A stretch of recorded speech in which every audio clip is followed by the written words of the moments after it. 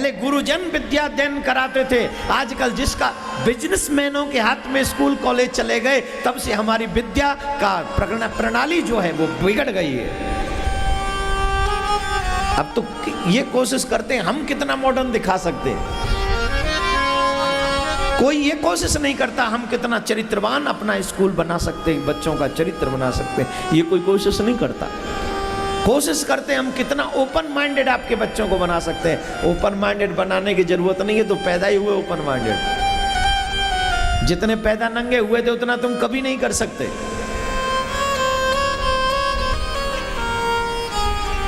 राधे राधे बोलना पड़ेगा, जोर से बोलना पड़ेगा।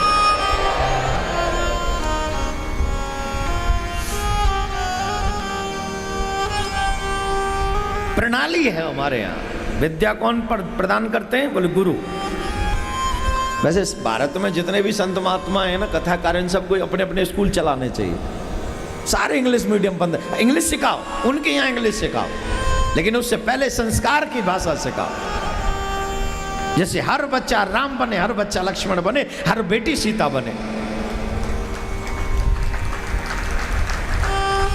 पिछले काफी दिनों से मेरा मन उथल पुथल हो रहा है कि एक स्कूल बनाना चाहिए, बहुत मेरा मन कसम से, और पिछले 1 महीने से ज्यादा हो रहा है।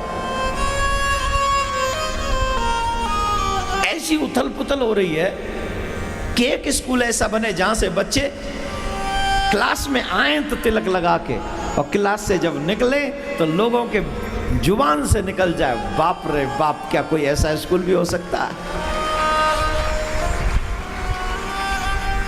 कुछ कहूंगा नहीं अभी, लेट्स सी क्या होता है। पर आप प्रार्थना कर दोगे एक बार तो मुझे लगता है कि हम ये भी कर पाएंगे। जब वो कर लिया है तो ये भी कर पाएंगे। कौन कौन भेजेगा अपने बच्चों को मेरे स्कूल में अगर खुल गया तो? अब जिनके पढ़ गए वो बेचारे काम है, नाती पंथियों को भेज देना। कौन कौन नातियों को भेज सकता है? पैसे लगेंगे, फ्री में नहीं।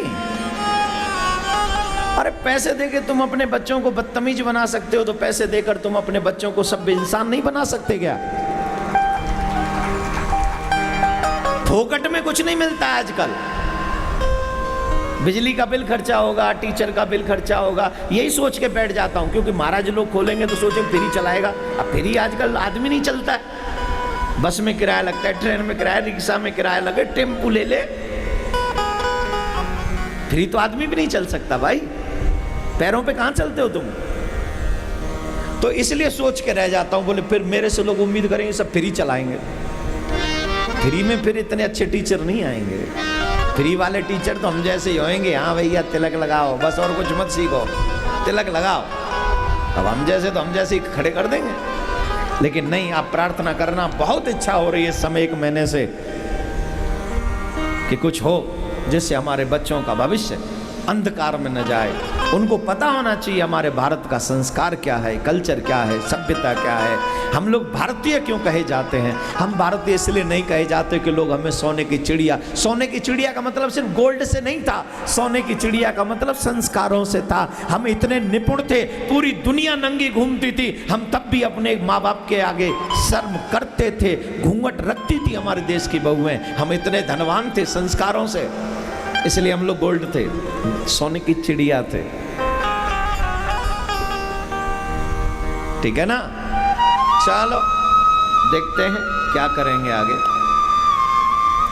राम जी वेद पुराण सुनई मन लाई, बचपन से ही वेद पुराण श्रवण करते, और अल्पकाल विद्या, सब बहुत कम समय में विद्या को ग्रहण मेरे प्रभु ने किया। एक जो सबसे अच्छी बात मेरे प्रभु की है, सबसे अच्छी बात क्या है? आयसु मांगे करहि पुर का, देख देख हर सही राम। बिना माता पिता की आज्ञा के कोई काम नहीं करते। यहाँ हर माँ बाप क्या चाहता है? मेरा बच्चा आज्ञाकारी हो, चाहता है कि नहीं? लेकिन खुद आज्ञाकारी नहीं है। चाहते हैं बेटा श्रवण कुमार हो पर खुद श्रवण कुमार नहीं बनेंगे। अरे भाई, जब तुम धर्म की बात मानोगे तो तुम्हारे ही संस्कार तो बच्चे में जाएंगे। अगर तुम धर्म के विरुद्ध काम करोगे तो ये भी संस्कार तुम्हारे बच्चे में जाएंगे, और जैसा देखेगा वैसा करेगा।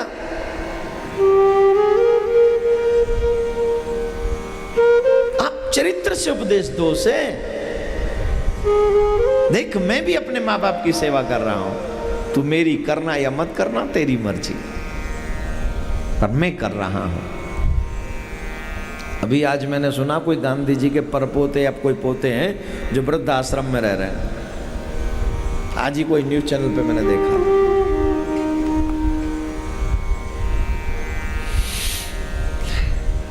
राम जी से सीखो, आयस मांगी करई पुर काजा।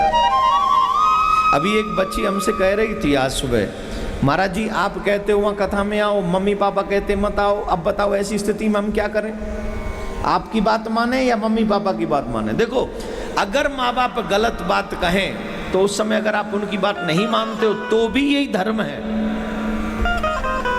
आपको अच्छा कर्म करने से रोकें, और अगर आप उनके विरुद्ध इसका मतलब ये नहीं कि मैं आपको कह रहा हूं कि आप माँ बाप के विरुद्ध चले जाओ, लेकिन अगर आप चले गए हो तो वो पाप नहीं, वो धर्म ही है। क्योंकि आप यहां आए क्यों हो? आपका उद्देश्य क्या है? उद्देश्य है भगवत कथा श्रवण,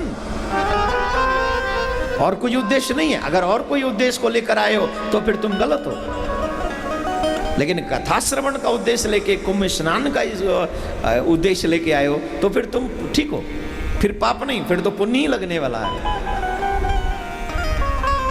इसलिए तैयार रहें इस बात के लिए। धर्मो रक्षति रक्षितः। भगवान श्री राम अपने माता पिता की प्रत्येक आज्ञा का पालन करते हैं।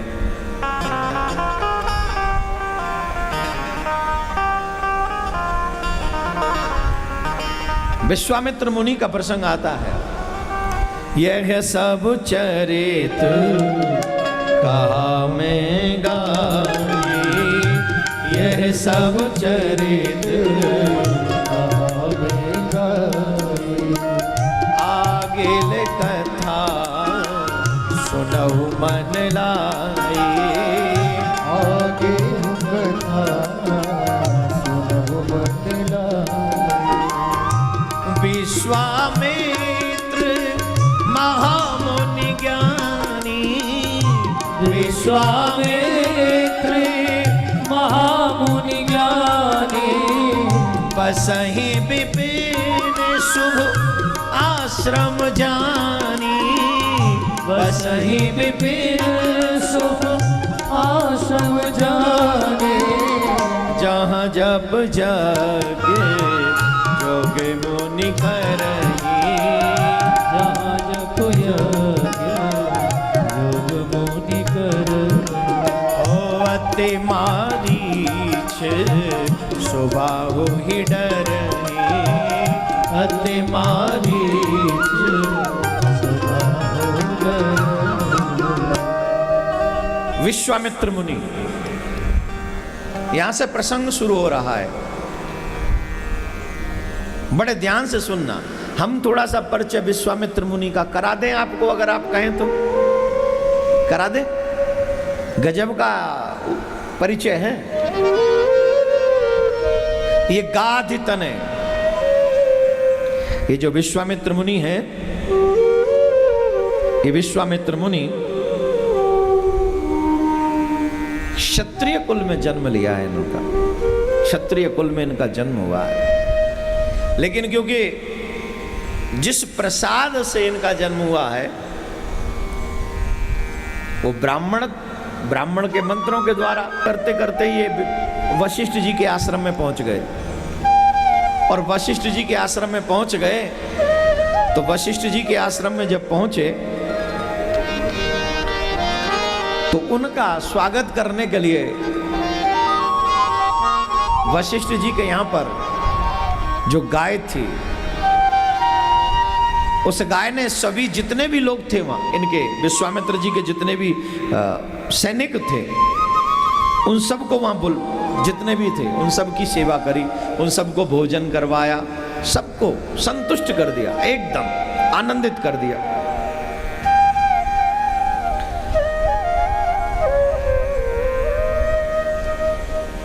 अब उस गाय को देखकर विश्वामित्र जी के मन में लालच आ गया। विश्वामित्र जी सोच रहे हैं कि ये जो गाय है ये हमें मिल जाए तो आनंद आ जाए। तो विश्वामित्र जी ने वशिष्ठ जी से कहा कि ये गाय आप हमें दे दीजिए। वशिष्ठ जी ने मना कर दिया कि हम आपको ये गाय नहीं दे सकते। इसी बात पे अब क्षत्रिय क्रोधित हो गए, युद्ध करने के लिए तैयार। वशिष्ठ जी महाराज के पुत्रों का वध कर दिया। तो उस गाय ने अनेकों रूप धारण किए और ऐसी प्रलय मचाई कि इनकी विशाल सेना का संहार कर दिया और इनके बच्चों को भी मार दिया। सिर्फ एक बेटा बचा, एक बेटा बचा इनका, सिर्फ उसको राज्य देके तपस्या करने चले गए। इनके मन में एक विचार आया कि धिग्बलम क्षत्रिय बलम ब्रह्म तेजो बलम बलम। क्षत्रिय बल धिक्कार है, सिर्फ ब्रह्म बल ही, ब्राह्मणत्व का जो बल है यही सर्वश्रेष्ठ बल है। अब तो मैं ब्राह्मणत्व को जिंदा करके रहूंगा। तो ये तपस्या करने चले गए, भयंकर तपस्या करी, खूब तपस्या करी। अब साहब एक बात बता दें, जब भी आप अच्छा काम करने जाओ तपस्या के विषय में तो देवराज इंद्र बड़े प्रॉब्लम में आ जाते हैं। तपस्या जब जब बड़ी होती है तो देवराज इंद्र को बड़ी भारी पड़ती है। तो देवराज इंद्र ने विघ्न पहुंचाने के लिए एक देवी जी को भेज दिया। तो पहले तो काम के द्वारा परास्त हो गए।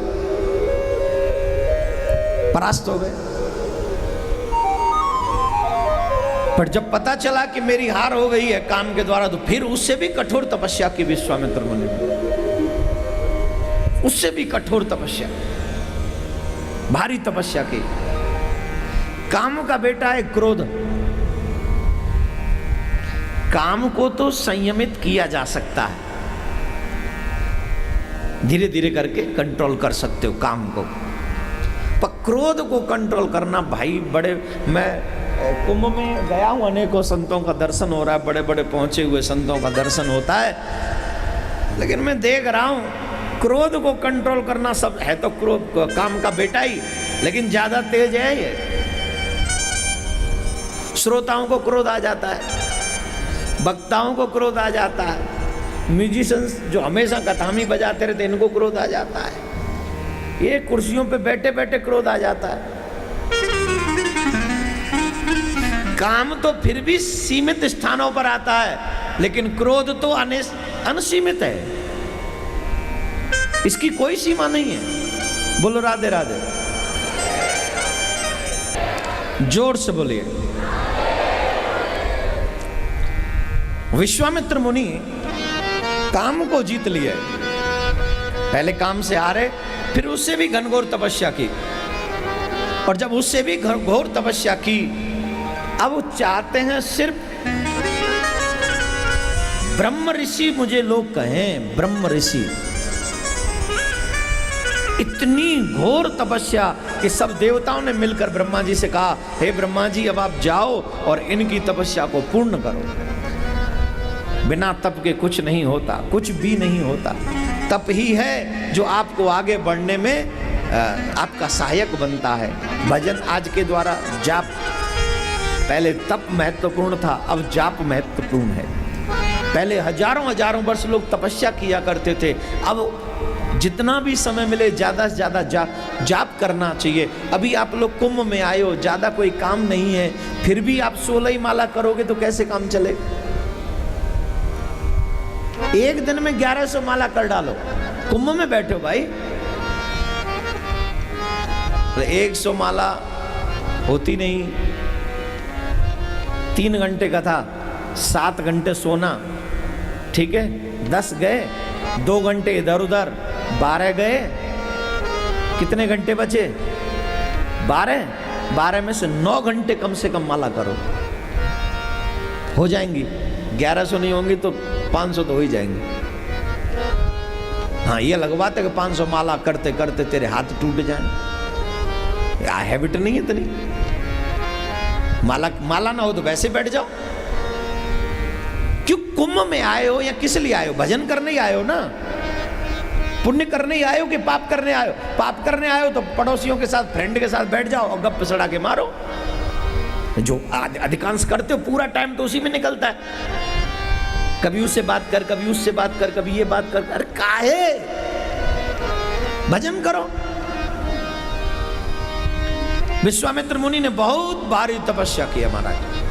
देवताओं ने ब्रह्मा जी को भेजा, और जब ब्रह्मा जी को भेजा तो ब्रह्मा जी ने ये कहा, ब्रह्म ऋषि स्वागतम ते अस्तु तमसा स्मरम श्रुतोषिताः ब्राह्मणं तपसो गृह्ण प्राप्तवान् कौशिकः।